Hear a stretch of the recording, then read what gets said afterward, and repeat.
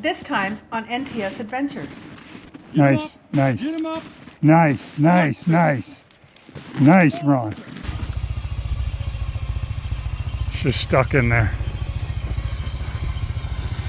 Inch by inch she comes. Inch by inch. Yep.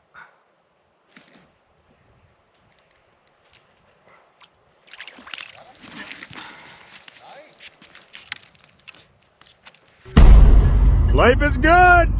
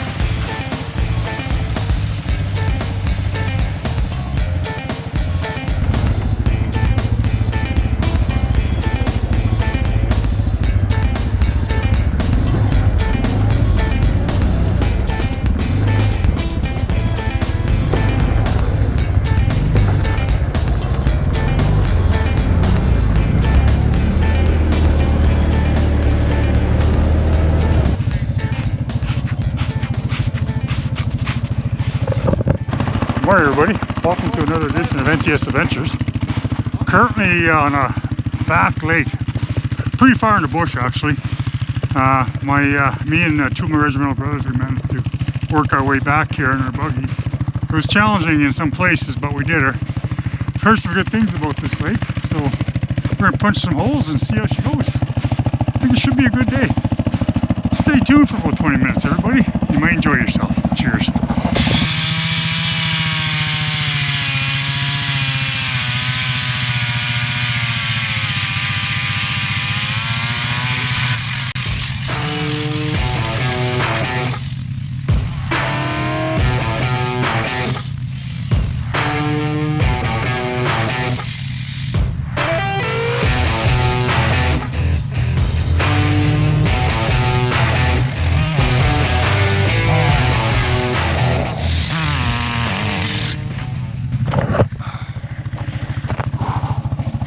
Alright, let's get the tent set up.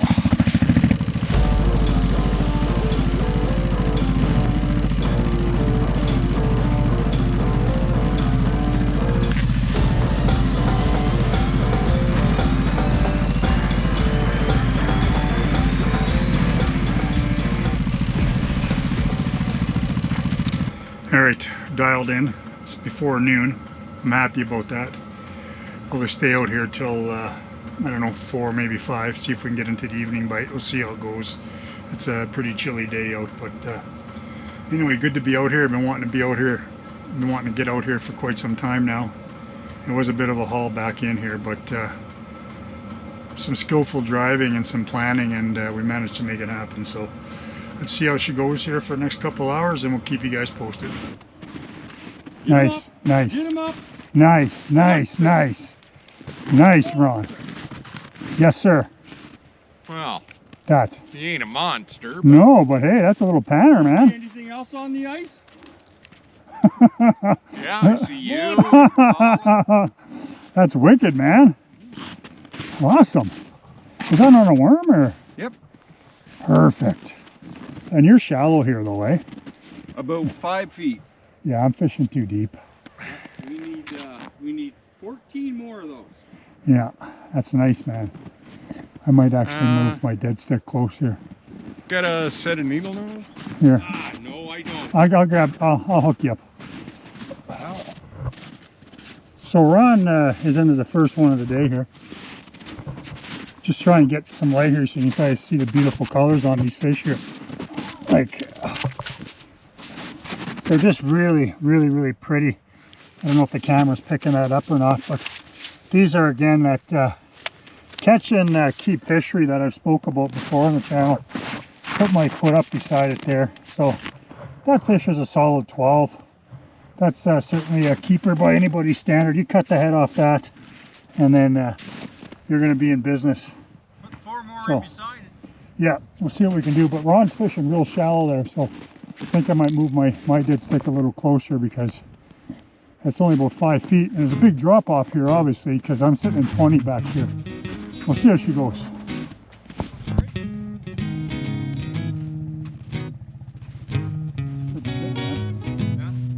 That one there is right.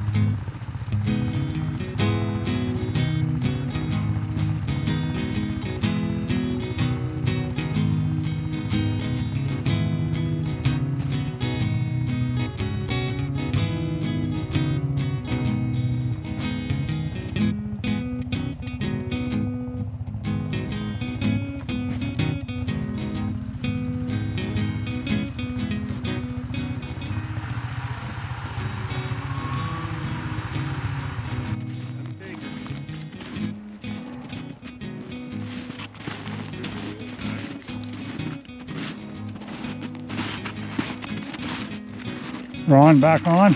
Another beautiful brookie. Nice. That's it. I'm changing. That's a little bigger yet. Yep. Nice. Ron's on the hole. Ron is on the hole. He took my hook. Whoa.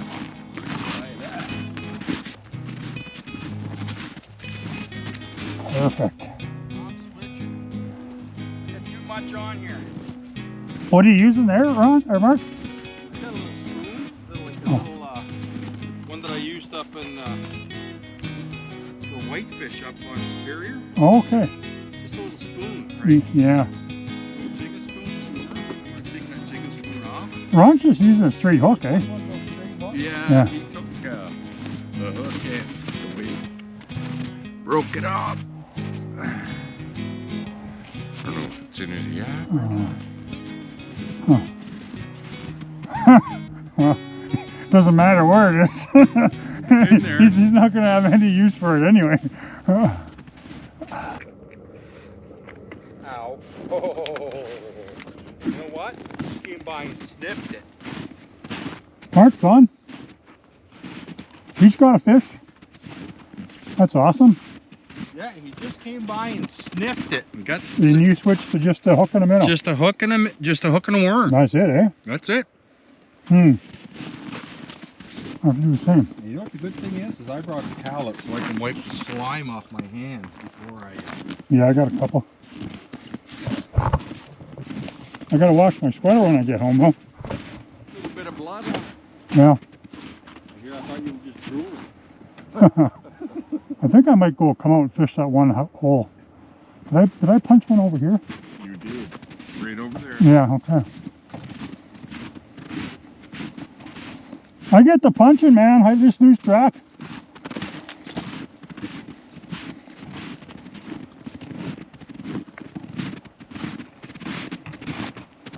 Yeah, I'm gonna come set up there for a little bit once I'm done my lunch.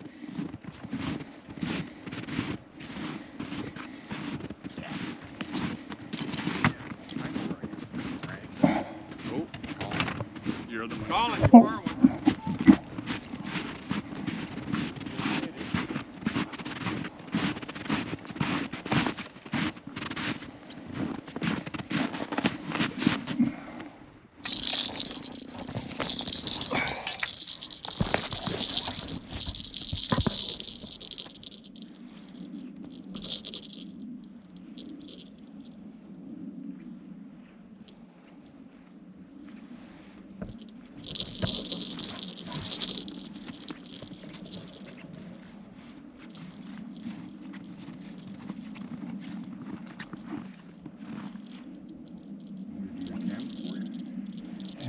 I think he's gone.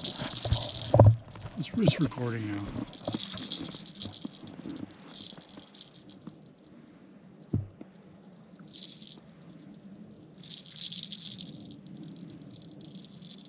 I think he's there. Oh. What if you get any worm left? He pulled the rod holder right over and half down that hole. Did he? Yeah. Holy shit, man. Ron's doing well. He's almost ready to go. We'll pick you up on your walk back. Well, that's the way it works, doesn't it? You get something to eat on the way home. one. Well, yeah, but I mean, doesn't that the way it works? Once you got 5, you got to leave the ice.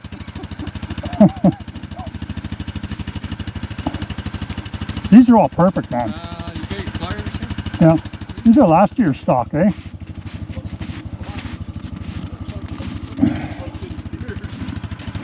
Fucking there. Ow. Where's he at? Right there. Oh, that's easy, I think, eh? Yeah. Whoops. Just like fucking surgeon. Okay, hold him.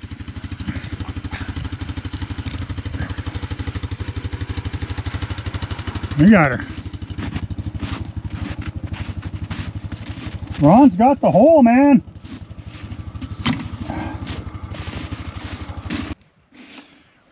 Ron figured out pretty quickly that it's a pretty simple presentation today. A little bit of a bigger hook, maybe number 3 or so. I put a little bit of bead on there. He doesn't. He's just got a straight hook and a worm. And he's got the most fish, so we're kind of all adapting. Sometimes less is more. That's the reality of it. In this case here is a perfect example. I was using a daisy chain. Mark had a spoon on, and it was Ron who had already brought about 3 fish on the ice. And I only had 1, and Mark only had 1. So we're going to give it a go. We're going to reduce it, keep it real simple. The bead might even be too much, but sometimes I think color helps. I'm just going to put her down and see what happens. So far, so good. We got 1 limit, and we've only been out here about 90 minutes, so we'll keep her going. This is a good day. These are the days that I live for. Coming out here in the sun and shine and hanging out with a couple of Regimental Brothers, catching some brook trout. Doesn't get any better than that, my friends.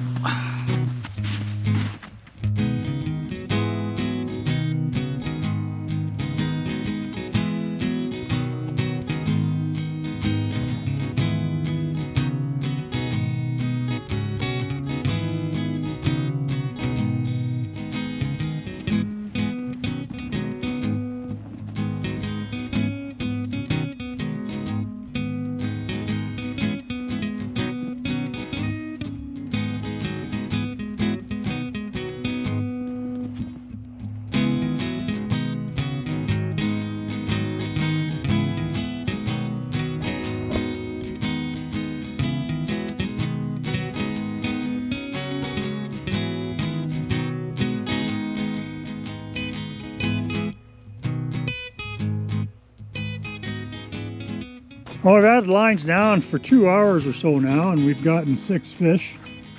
9 left for our limit. Probably going to stay out here till 4, so got a couple hours yet to make it happen. But yeah, like I've explained before, this is all a catch and keep fishery here. These are all just probably stock from 2 years ago. I wouldn't think they were this year's stock. I mean, having said that, I'm not sure at what size they put them in here. I don't even know if they'd be airdropped or land dropped, I'm not sure, but if they were this year's stock, then they put them in when they're probably 8 or maybe 10 inches, because most of these are sitting at 12. Anyway, nonetheless, it's a lot of fun.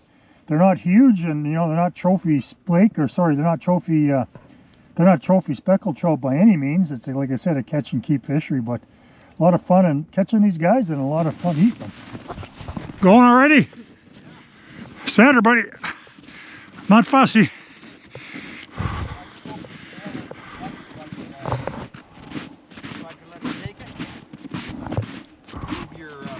Out of the way.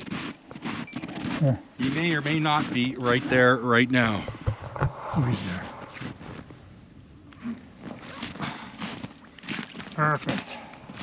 Perfect. Nice. Okay, I'll take 50% of that. Yes, sir. I'll take the left side. You can have the right. Well, I was going to give you the head.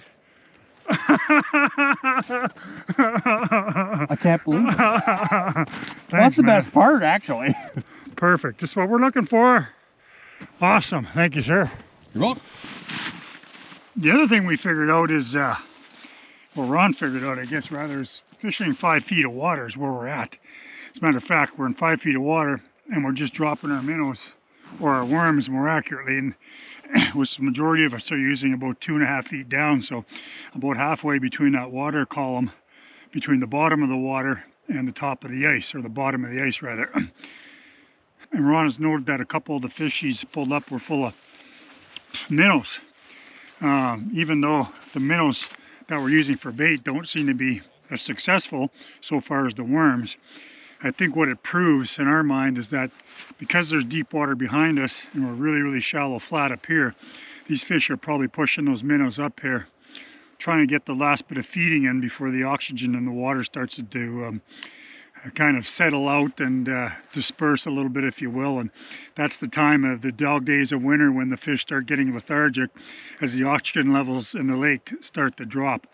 So my deduction is, and this is just purely a guess, is that these fish are coming in here because they still have a little bit of energy left due to the oxygenation in the water, and they're coming up and they're hitting these minnows on this big flat here, feeding up as much as they can before the coming dog days of winter hit them. So that's what they're doing, and we'll keep it going and see what happens.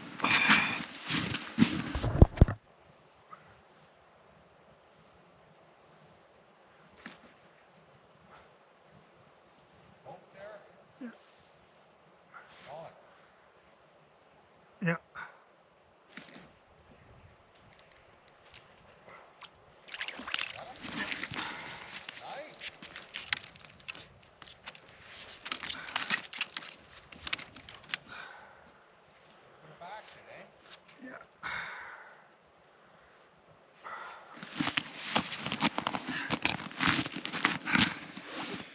Look at that beauty there. This is what we're talking about.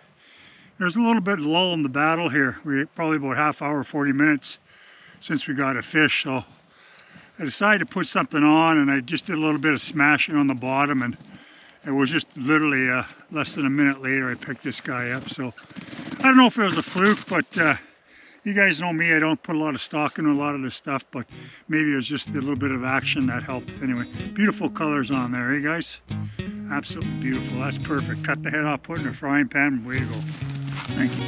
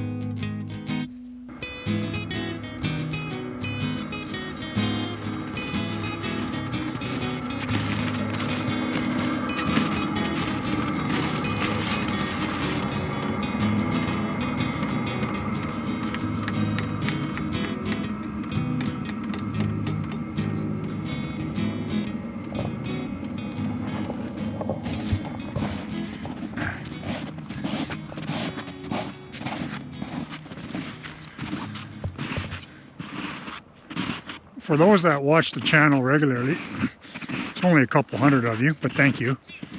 You remember Mark and I came back here last fall trying to find this lake while we were out bird hunting. It took us a couple tries to get in here and find a route that we wanted to get in. And if you guys remember, I was explaining that it wasn't just a matter of finding a trail in, because there's 3 trails in here. It was a matter of finding a trail on which we can bring lots of gear. Because as you can see, we bring lots of gear. We're old and we like to be comfortable around the ice. But we did. I had to take my roof rack off when we were up top there because I couldn't fit between 2 big pines. But Mark pulled it off because I couldn't even open my door because I was wedged between the trees. But Mark was gracious enough to pull it off, and I got down with just inches to spare. Which is nice because this is the type of lake that'd be nice to come in and do an overnighter with a couple of boys, just to kind of hang out and you're away from everything back here. Maybe have a big campfire and just kind of enjoy yourselves. We'll see. The stocking list is pretty healthy on this lake. It's been 600 pretty consistently and yearly, and I think in 24 or maybe 23 it was up to 200, or sorry, yeah, 2100 if I remember correctly. I do know of people who come in here and do well, but you never know till you get in. Brook trout, aka the speckled trout, they're kind of an elusive species. Those that fish them know. If you get onto them, it's a good day, but it's hard to get onto them. But they're a beautiful fish if you can find them. We'll see how she goes. In the meantime, we're just going to be out here and we're going to be enjoying this beautiful bright day that we finally have. A little bit frosty, but we're Canadians and we can handle it. We can deal with these sorts of things. So we'll just kind of enjoy the day.